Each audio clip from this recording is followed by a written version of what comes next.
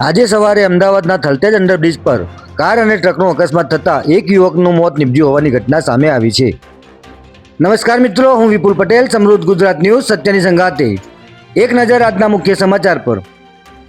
આજે વહેલી સવારે અમદાવાદના થલતેજ અંડરબ્રિજ પર કાર અને ટ્રકનો અકસ્માત થતાં એક યુવકનું મોત નીપજ્યું હોવાની ઘટના સામે આવી છે.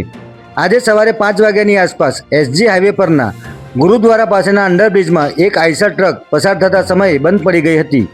આ દરમિયાન થલતેજથી ઇસ્કોન તરફ કાળા કલરની કિયા સેલ્ટોસ કાર પૂર ઝડપે જઈ રહી હતી અને કારની સ્પીડ એટલી હતી કે અંડરબ્રિજમાં બંધ પડેલી આઈસર ટ્રક કાર ચાલકને દેખાઈ ન હતી અને પાછળથી ટક્કર મારી દીધી હતી.